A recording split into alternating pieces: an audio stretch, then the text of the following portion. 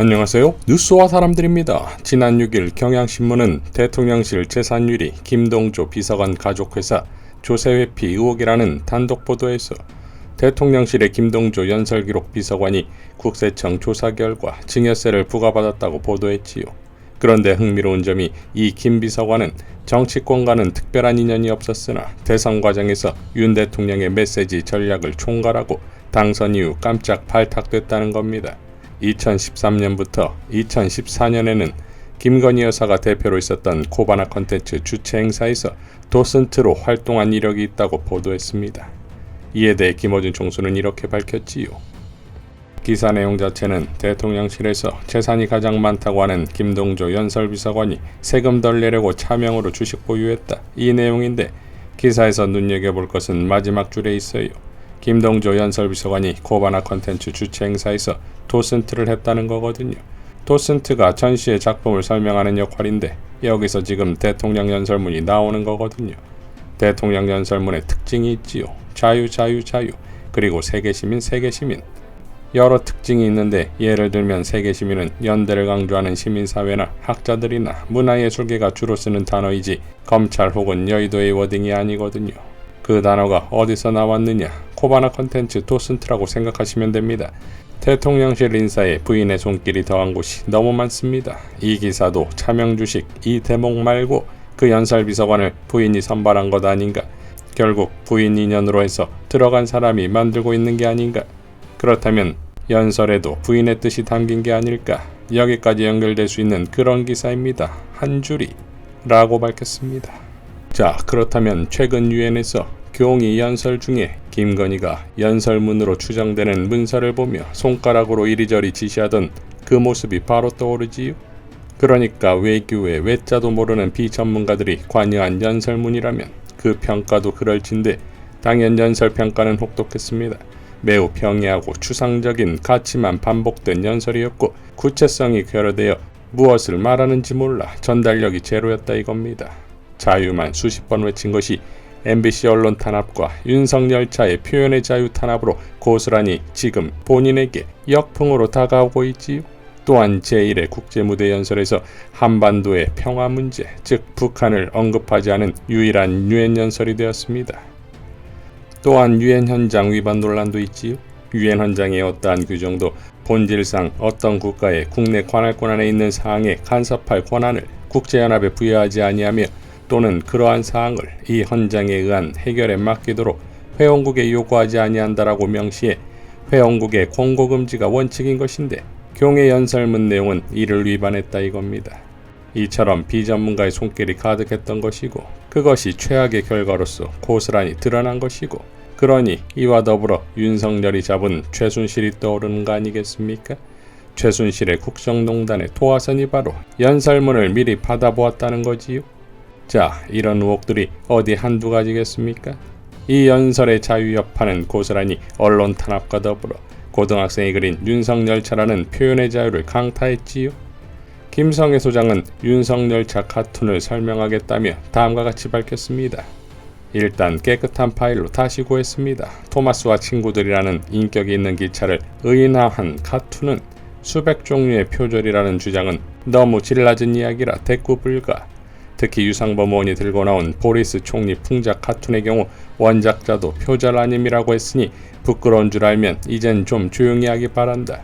이 만화의 가장 독창적인 지점은 기관사, 김건희 여사의 존재. 보리스 총리 풍자 카툰 같은 경우 트럼프가 석탄을 넣는데 윤석열 차는 김건희 여사가 기관사를 맡았다.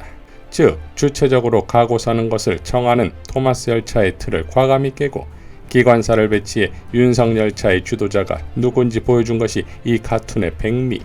앞의 희생자들은 왼쪽부터 노인, 청년, 베레모를 쓴 군인, 여성으로 이번 정부에서 예산을 대폭 삭감당한 피해자들이다. 설계가 매우 정교하다. 윤석열 차라는 로고 옆의 느낌표는 사실 구두미창. 작가는 이 카툰의 구성을 윤석열 대통령 후보 시절 옆에 사람이 앉아 있었음에도 불구하고 구두를 신은 채 발을 뻗는 무례함을 아무렇지도 않게 행하던 모습을 보고 착안했다고 했는데 그 표시. 검사의 검은 뭐 더 할 말도 없고 저 뒤에 무너지고 있는 빌딩을 확대해보면 여성가족부가 보인다. 무도한 윤석열차가 이미 여가부를 무너뜨리고 폭주하는 상황을 정확하게 묘사했다. 작가분 재능이 상당하신 듯한데 앞으로도 왕성한 활동을 기대하겠습니다. 파이팅! 라고 밝혔습니다. 자, 여기서 한 가지 추가하면 기관사 여성, 즉 김건희 여사의 빨간 구두가 안데르센의 작품 빨간 구두는 아닐까요? 금지된 욕망을 의미한다지요. 가난한 주인공이 공주의 빨간 구두를 갖고 싶었고 나중에 빨간 구두에 저주가 걸려 끝없이 춤을 춰야 했고 결국 다리를 잃어서야 끝난다는 이야기 말입니다. 작품의 윤석열의 구두가 의미가 있듯 김건희 구두 역시 의미를 부여한 것 아닐까요? 김주대 시인은 이렇게 밝혔습니다. 표절과 완전히 다르고 완전히 다른 아이디어로 절대 표절이 아니다. 윤석열 차는 매우 훌륭하고 뛰어난 작품이다. 만평의 재능이 있어 칭찬받아야 마땅한 학생이다. 누구든 정부를 비판하면 비판받을 우려가 있다는 것이 오히려 큰 문제다. 스티브 브라이트. 국힘당이 고교생의 풍자만화 윤석열 차를 풍자여서가 아니라 표절이어서 문제라며 윤석열 정권의 자유탄압, 문화탄압 문제를 비껴가려 하였다.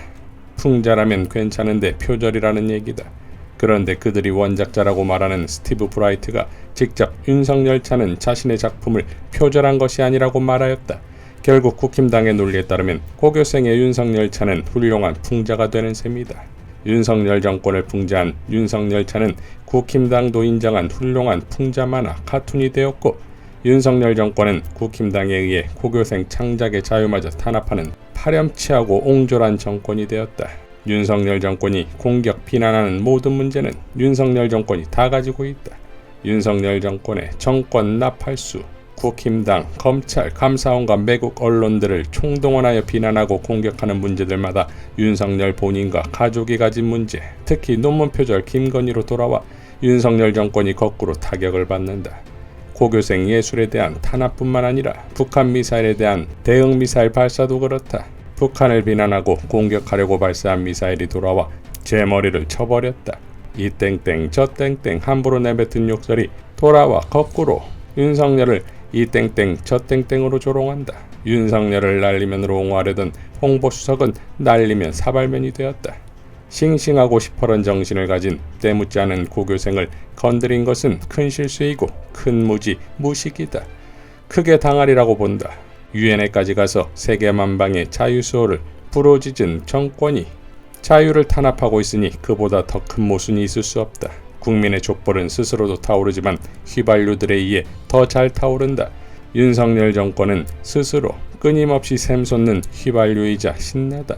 휘발유짓 그만하고 윤석열이 대통령에서 물러나면 나라에도 도움이 되지만 무엇보다 윤석열 본인에게 큰 도움이 된다. 술 마실 자유, 신발 양말에 술 따라 어른 조롱할 자유, 표절 부인 사기 장모를 사랑할 자유, 쩍벌의 자유, 쩝쩝의 자유, 이 땡땡 저 땡땡 역설할 자유를 편안히 가지게 되니까 라고 일갈했습니다.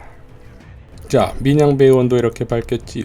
노무현은 조중동과 싸웠고 이명박은 조중고와 싸운다. 14년 전 들끓는 민심은 MB 폐악을 이렇게 조롱했습니다. MB 정권 인사로 가득 찬 윤석열 차도 같은 철로를 달립니다. MB는 학생들 목소리를 무시하다 큰 코 다쳤습니다. 고등학생 수상자의 11건은 윤석열 차는 어찌 될까요?